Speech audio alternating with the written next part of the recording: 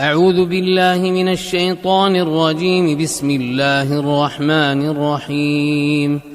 يا أيها النبي إذا طلقتم النساء فطلقوهن لعدتهن وأحصوا العدة واتقوا الله ربكم لا تخرجوهن من بيوتهن ولا يخرجن إلا أن يأتين بفاحشة مبينة وتلك حدود الله ومن يتعد حدود الله فقد ظلم نفسه لا تدري لعل الله يحدث بعد ذلك أمرا.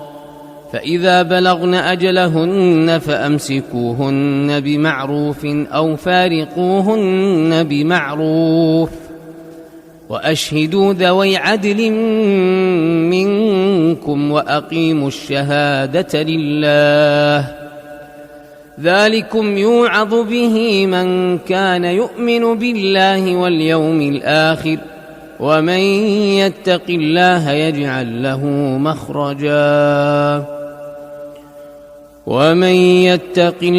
يجعل له مخرجا ويرزقه من حيث لا يحتسب ومن يتوكل على الله فهو حسبه إن الله بالغ أمره قد جعل الله لكل شيء قدرا. واللائي يئسن من المحيض من نسائكم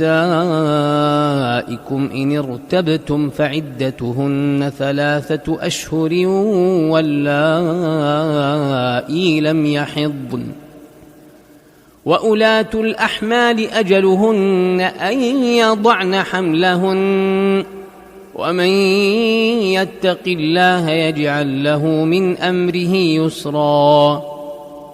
ذلك أمر الله أنزله إليكم ومن يتق الله يكفر عنه سيئاته ويعظم له أجرا.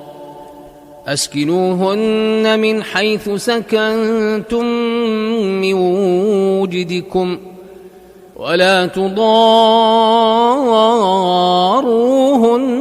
لتضيقوا عليهن وإن كن أولات حمل فأنفقوا عليهن حتى يضعن حملهن فإن أرضعن لكم فآتوهن أجورهن وأتمروا بينكم بمعروف وإن تعاسرتم فسترضع له أخرى.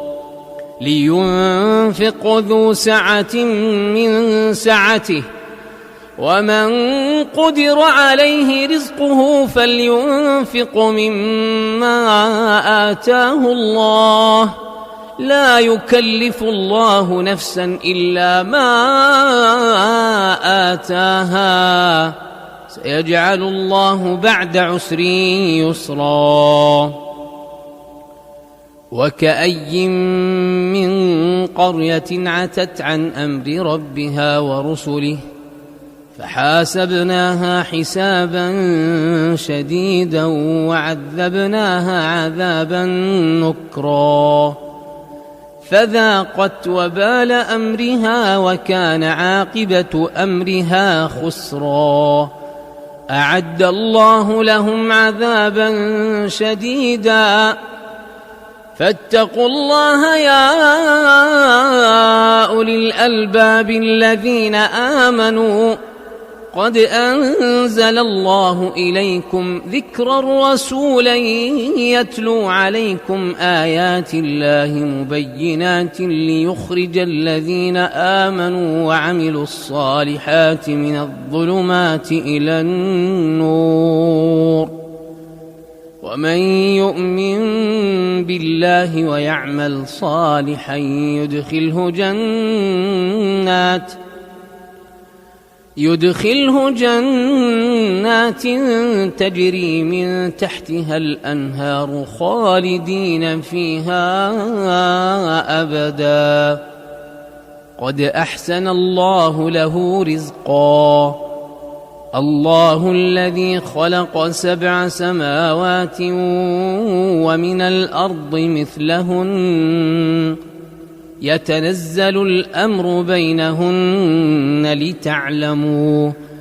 لتعلموا أن الله على كل شيء قدير وأن الله قد أحاط بكل شيء علما.